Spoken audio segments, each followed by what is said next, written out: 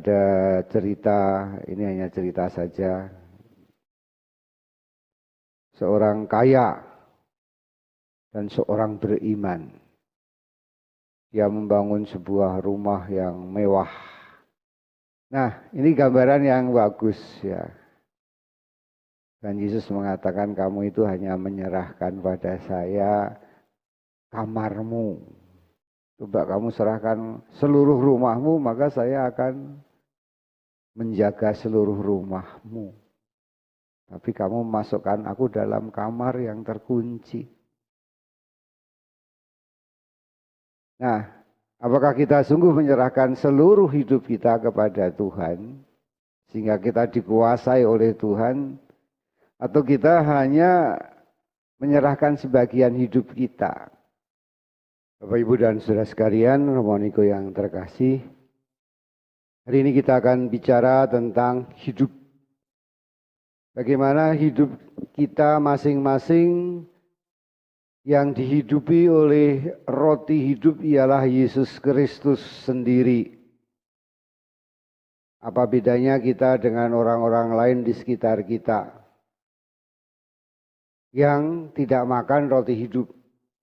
Adakah sesuatu yang berbeda di dalam diri kita yang sudah menerima Yesus sebagai roti hidup? Seorang sida-sida tadi menggambarkan suatu perjalanan pewartaan dari Filipus yang mewartakan Yesus yang hidup, Yesus yang dirindukan oleh sida-sida tadi ketika dia membaca kitab Nabi Yesaya, ketika dia pergi berziarah ke Yerusalem, dan akhirnya dia menemukan apa yang dirindukannya dan minta dibaptis. Ini tentu saja suatu pertobatan yang mengubah kehidupan orang Ethiopia itu. Ada suatu pemenuhan kepuasan di dalam hidupnya. Dia sungguh menjadi lebih hidup daripada orang atau daripada hidupnya sebelumnya. Romoniko dan saudara sekalian yang dikasihi Tuhan, berbicara tentang hidup, saya mau meminjam pendapat yang disumbangkan oleh Eckhart Tolle. Eckhart Tolle mengarang buku tentang The Power of Now. Ya, suatu kekuatan dari kesadaran bahwa hidup itu adalah hari ini. Dan dia mengatakan bahwa banyak orang hidup di masa lalu. Ya, dengan nostalgianya, dengan kepahitannya, ya, hidup dalam masa lalu yang pahit ataupun yang menggembirakan. Meskipun sudah pensiun masih suka memakai baju-baju ketika dia sebelum pensiun, masih merasa dirinya direktur, masih merasa dirinya jenderal dan seterusnya. Ya, dia selalu mengatakan, zaman saya dulu lebih enak toh. Nah, itu orang yang hidup pada masa lalu. Ya, banyak orang yang hidupnya pada masa lalu. Dia belum meninggalkan, belum dibebaskan dari masa lalunya, selalu berbicara tentang zaman now. Ya, zaman yang dulu, bukan zaman now. Dan sekarang orang merasa hidup dalam zaman now. Ada juga orang-orang yang hidup pada masa yang akan datang. Ya, masa depan. Penuh dengan kekhawatiran, penuh dengan ketakutan. Bagaimana nantinya kehidupan itu, apa yang akan terjadi, berapa lama lagi wabah ini berlangsung dan seterusnya. Dan sebagian orang jatuh dalam suatu utopia, ya, cita-cita yang muluk-muluk, khayalan-khayalan dan seterusnya. Tapi lupa bahwa hidup hanyalah hari ini. Kalau hari ini saudara meninggal, ya sudah habislah hidupmu. Ya. Maka hidup adalah kesempatan, dan kesempatan ya hari ini. Hari ini, di sini, dan sekarang. Ini hidup menurut Eckhart Tolle. Kemarin sudah lewat, besok belum ada. Yang ada selalu sekarang. Maka kalau ini sebuah warung, saya tulis sih bahwa sekarang bayar, besok gratis. Ya. Dan Anda datang besok, katakan sekarang bayar, besok gratis. Besok itu kapan? Yang besok tidak ada. Ya. Yang ada adalah sekarang, hari ini. Maka terima kasih pada Eckhart Tolle yang mengingatkan kita, marilah kita bersama hidup hari ini. Ya. Yesus adalah kemarin, hari ini, dan esok, sekarang.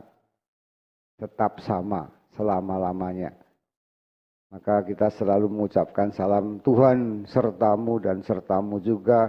Tuhan beserta kita sekarang dan selama-lamanya, tetap sekarang. Yesus bukan masa lalu, sebuah dongeng, sebuah cerita yang pernah terjadi di Israel dan seterusnya. Yesus bukan masa depan. Ya, bukan suatu iming-iming, bukan suatu teori-teori, ajaran-ajaran teologi yang muluk-muluk, bukan. Tapi Yesus adalah Allah Immanuel beserta kita sekarang dan selama-lamanya. Bagaimana kita menghayati Yesus yang hadir pada saat ini? Inilah yang harus terus-menerus memerlukan kerendahan hati, memerlukan keterbukaan, memerlukan suatu kegembiraan. Ya, bagaimana saya hidup mengandalkan Yesus hari ini yang hadir terus-menerus di dalam diri kita.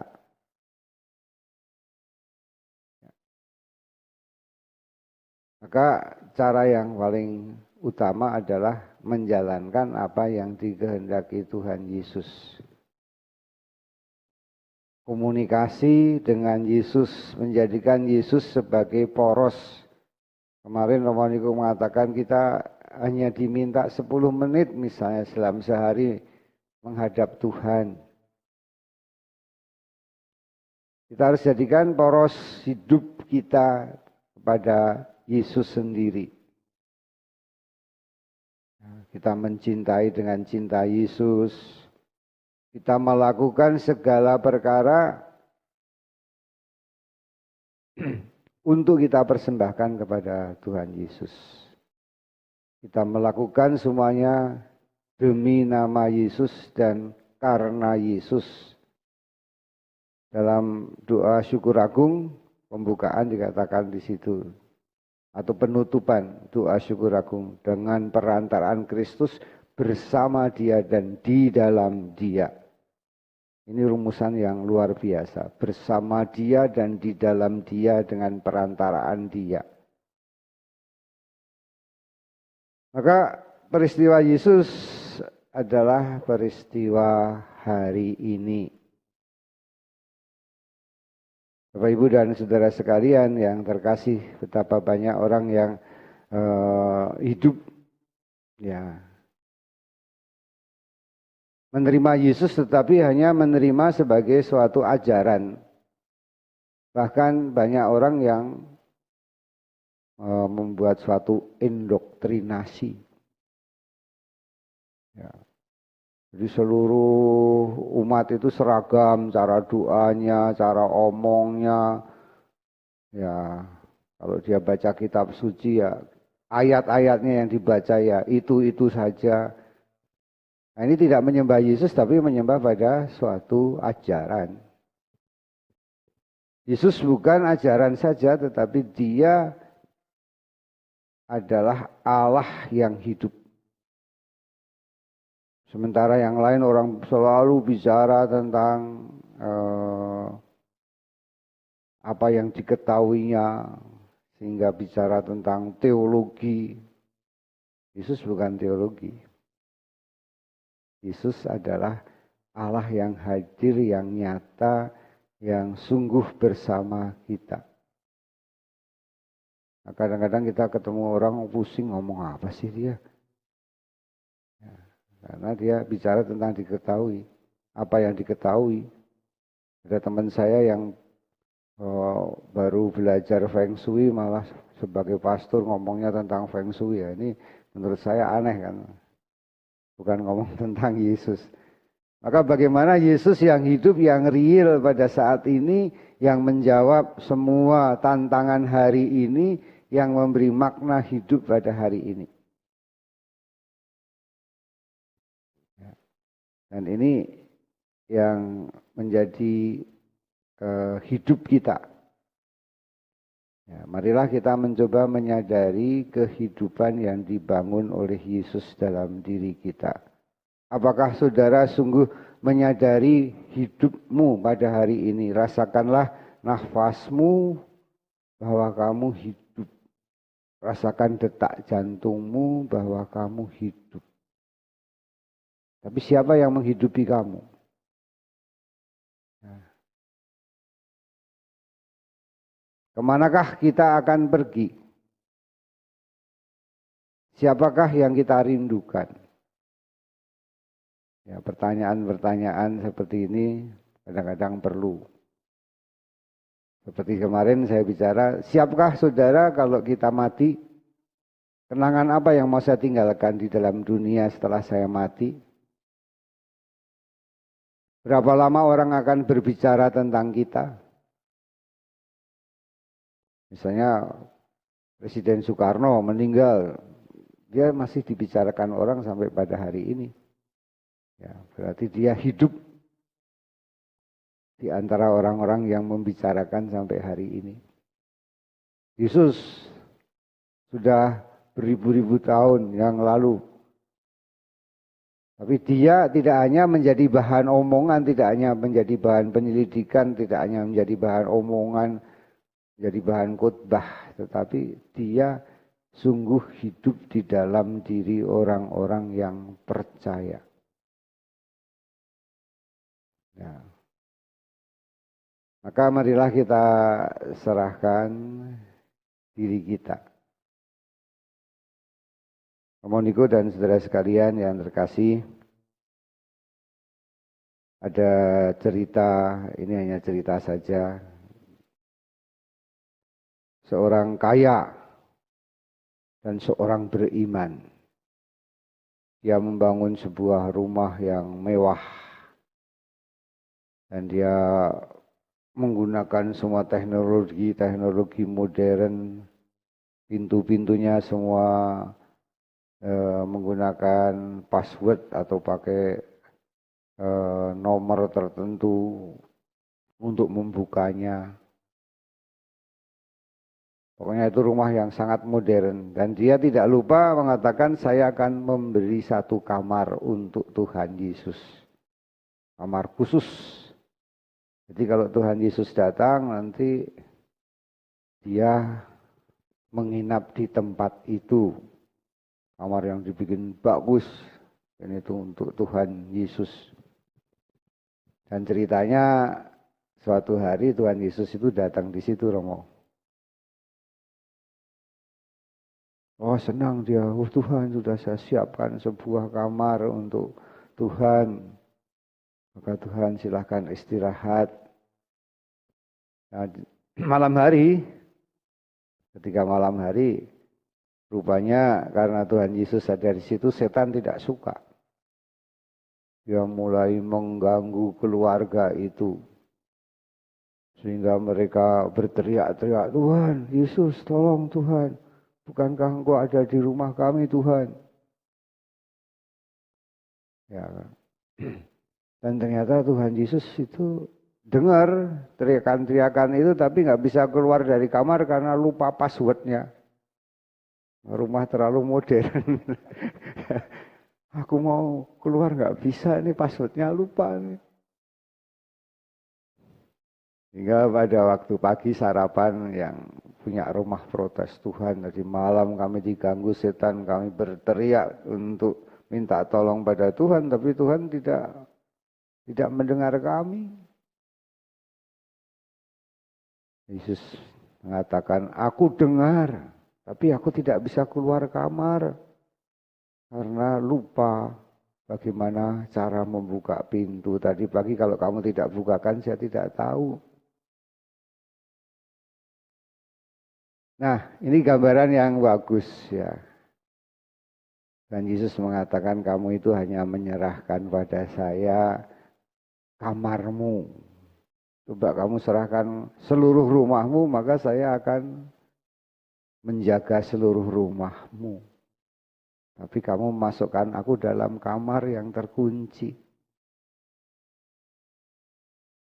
Nah, apakah kita sungguh menyerahkan seluruh hidup kita kepada Tuhan, sehingga kita dikuasai oleh Tuhan, atau kita hanya menyerahkan sebagian hidup kita? Kita menyerahkan sebagian dari kesulitan kita, sehingga bagian penyembuhan kanker Tuhan Yesus, kalau enggak kanker ya enggak. Misalnya seperti itu. Ketika ada dalam kesulitan ini saya baru datang. Tapi saya tidak menyerahkan seluruh rumah. Maka Tuhan Yesus mengatakan, kalau kamu menyerahkan seluruh rumahmu, maka kamu dalam kuasaku. Dan yang punya rumah tadi mengatakan, siap Tuhan, kami serahkan seluruhnya kepadamu. Nanti malam Tuhan boleh tidur di mana saja. Semua pintu akan kami buka. Boleh di ruang tamu, boleh di kamar anak-anak, silahkan Tuhan. Ini rumahmu, ini milikmu. Romo Niko dan saudara sekalian yang terkasih, marilah kita menyerahkan hidup kita seluruhnya pada Tuhan. Biar kita percayakan diri kita sehingga sungguh Tuhan menghidupi kita.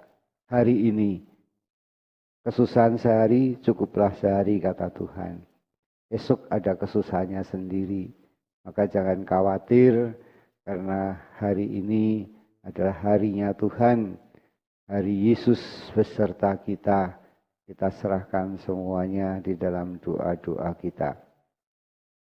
Kita ucapkan syahadat iman kita, aku percaya akan Allah Bapa yang Maha Kuasa, pencipta langit dan bumi, dan akan Yesus Kristus putranya yang tunggal Tuhan kita, yang dikandung oleh Roh Kudus, dilahirkan oleh Santa Perawan Maria,